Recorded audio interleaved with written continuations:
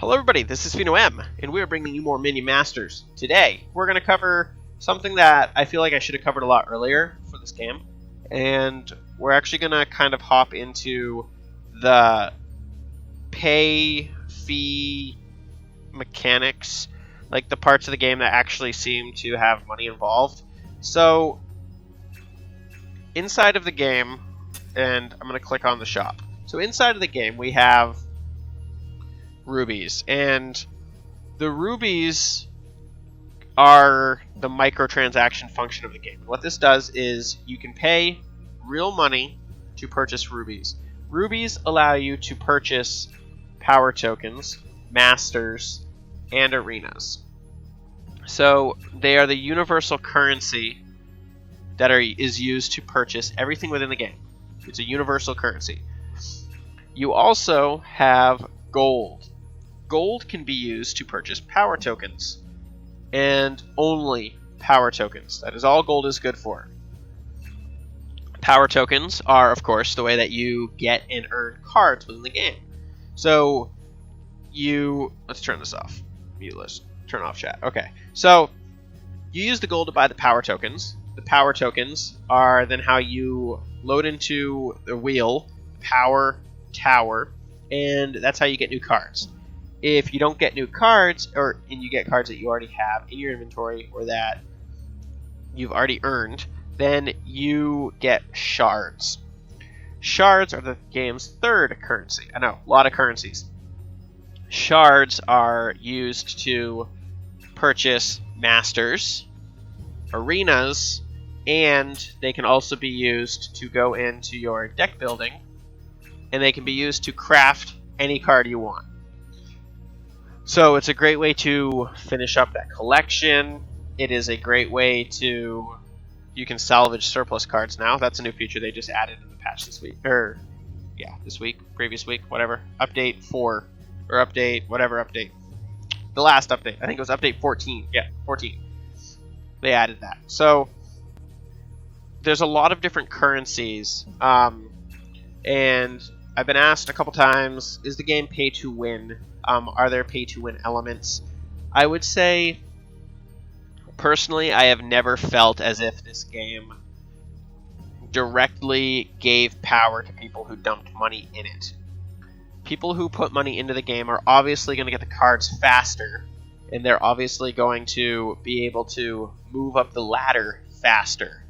But I don't even think they're going to be able to climb up the ladder faster. Obviously, somebody who has an Undying Skeleton is going to have a nice card. Obviously, people who throw a lot of money can get the legendaries that are within the game. But the way that the game does it is very fair, and that is, even if you throw money in, you use rubies to purchase the same thing that the in-game currency allows you to purchase. You buy power tokens. The power tokens only give you a random spin for a card. You also get a free token once a day, every day, at what seems to be 7 p.m. Eastern Standard Time, and that allows you to get a chance at gems, coins, or shards every day for free. Just log in, spin it. It's a daily reward system. It's pretty nice. Quests are also very generous. They give you lots of gold very quick. You also earn shards, gold, gems for climbing the league. And you also get gems, shards, rubies, even arena skins from leveling up within the game. So the game is, in my opinion, very fair, as opposed to a game like Hearthstone, where a typical card collection game where people who throw a lot of money at it get cards that are inherently better than other players. Makes sense.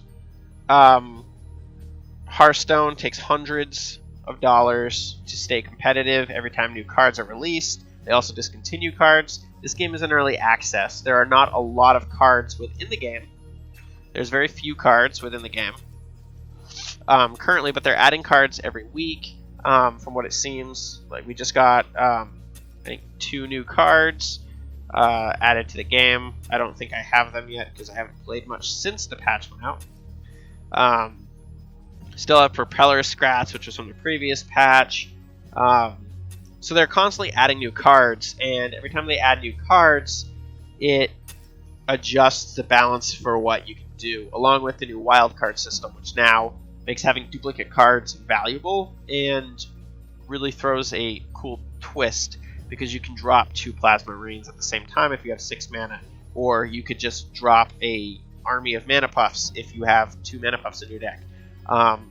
You could even just spam Blood Imps and drop an army of Blood Imps. If you wildcard 3 Blood Imps, that's 15 minions for 0 cost. You're probably going to take a beating, but that's how it works. So I think the game is very fair. I don't feel like while I'm playing it, I have put no money in other than the entry price, which you can see in the shop right here under rubies. I purchased this, the premium upgrade, which I believe is the only way into the game currently.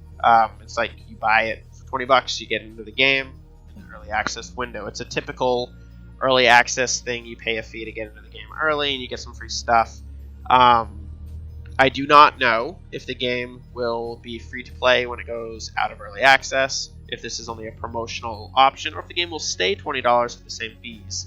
But the game is phenomenal, and that's probably on their Steam page.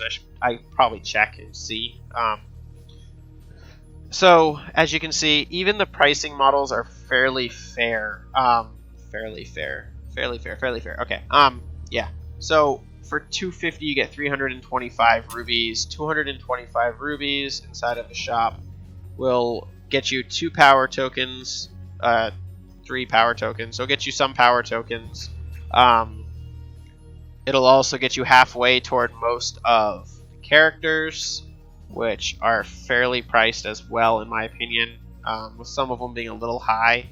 King Puff Mordor, I believe, was also $750. Ratbow was $300. Setsu is $525. So they all come at different fees, but you can use shards as well to do that. So I could buy a character right now with shards, or I could buy the character with rubies. This is not a you need 1,000 shards and you need 525 rubies. You can pick which one you want to use to purchase the arenas and the masters, which is very cool in my opinion. It's a very fair way of doing it, rather than limiting it and saying, sorry, you can only buy these with gems, give us money for gems, or wait days and days and days and hope you get gems. It's very fair because it lets you break down cards that you get. Just playing the game, you're going to earn everything at a pretty accelerated rate currently. As they add more stuff and the game moves forward in its early access into release, there's going to be a lot more content, I'm assuming, and it will probably take much longer to unlock these items. They might make adjustments as well during the process as well. There's a lot of things that they can still do. However, basically to sum up what I'm saying is there are 3 different currency methods. All are very fair, and none of them give blatant power to the player who puts money in. I could drop another $20 right now. It would give me access to... How many spins can I get for 20 bucks? Let's see. Back. Let's go to the shop. How many spins could I actually get for 20 bucks? Rubies. You get 33.50. So we got 33.50 for 20 bucks, less than 20 bucks. We have a wonderful calculator app here, 3350, and we're going to divide it by, let's see, power tokens, 725. 725. Boom. So you will get a total of 4.6 available, so you could get 40 power tokens plus a couple additional over here. That is a lot of power tokens. That is 46,000 gold. That would take a good chunk of time. But if you play the game, then you're going to be able to get all this stuff.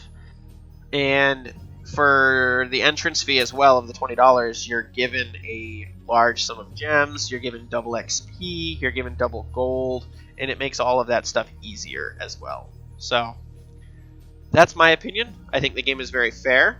I would have no arguments saying that the game is not pay to win.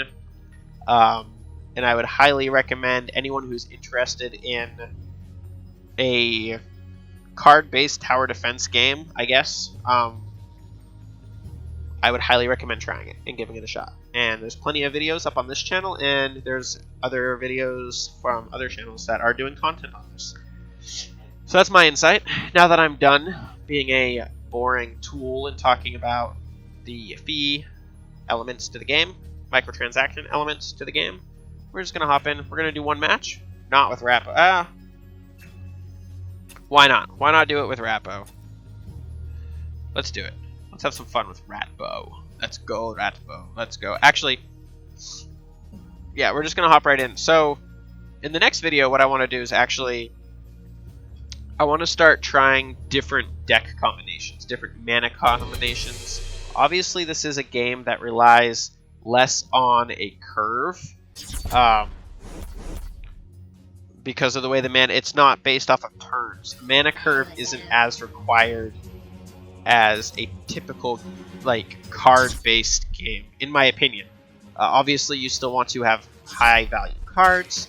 You want to have stuff that is more powerful than what your opponent is playing.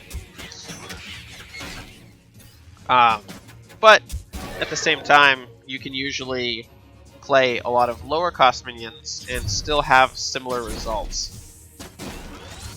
I do not think that we are going to win this round. Just because, yeah, look at it. It's just not going well. This guy here caused us some serious pain. No! Alright, well. Throw him out, see if we can buy some time.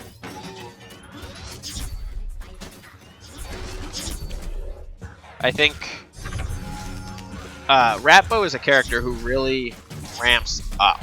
He is a very slow. He really needs that experience to be an effective player or character. And I do not think that we are going to get that that speed playing this guy. He's also going pretty quick. He's ramping up very fast. I probably made a couple misplays. This deck is also not very good. They've added a lot of very nice low-cost cards now. Overkill. So I'm gonna start toying around with the way mana works and see what we can get for results for the different mana costs and value of cards. Obviously, this is a game where a 0 cost is very powerful, which is why the benefit is so high, or the downside to the card is so high. But we're gonna keep going. I think we can pull this off, but maybe not. It'll depend if we can heal up enough.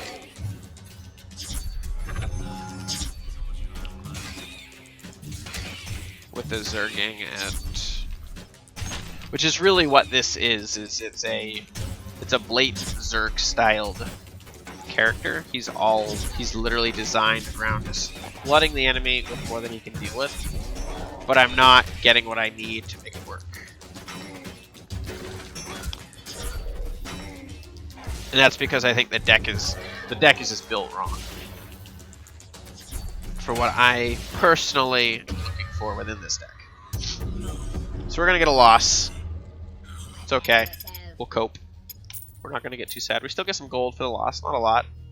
We're still rank 1. Eventually we're gonna hit that gold rank. But we're gonna wrap up that video right here. In the next video, we are going to customize a deck, and we're gonna hop in and see how the deck performs. So we're gonna play with different avatars, and we're gonna have some fun. And it's gonna be great. It's gonna be awesome. It's gonna be great. So remember, it's gonna be great. Thank you all. If you're enjoying this content, please feel free to hit that like button. If you're enjoying the videos on this channel and the channel in general, or just my lovely nasally voice. I'm sick right now too, by the way. But if you're enjoying all of that and the above, please feel free to hit that subscribe button. And as always, till the next video.